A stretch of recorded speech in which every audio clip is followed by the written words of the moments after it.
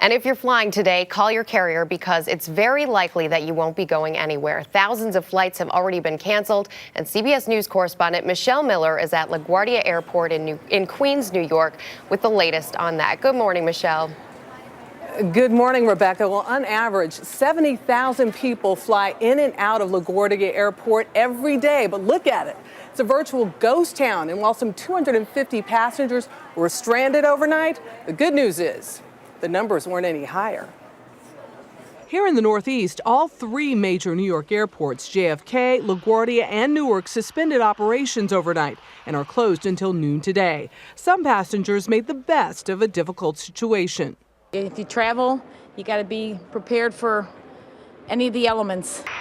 Hoping to keep the number of stranded travelers as low as possible, the airlines started canceling flights on Saturday, but there was no getting ahead of this storm. Even at Boston's Logan International, a flight preparing to take off for Paris was turned around. We thought we made it. We thought we were going to be the last plane out, but then, it turned sour.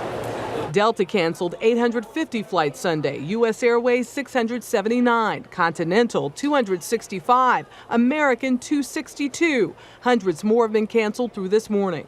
The blizzard, rare for a December in New York, complicates the trips of Christmas travelers either coming or heading home.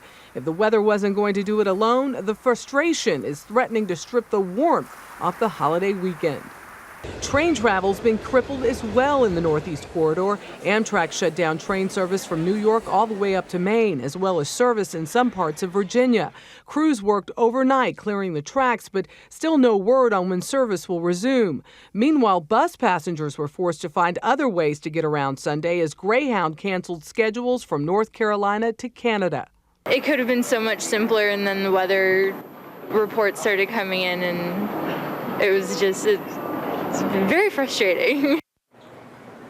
Airline officials expect to catch a break by mid-morning, but Rebecca, as you mentioned, airport officials say if you have a flight scheduled to leave this morning, call ahead, or this afternoon, call ahead, get a departure time before you head out to the airport.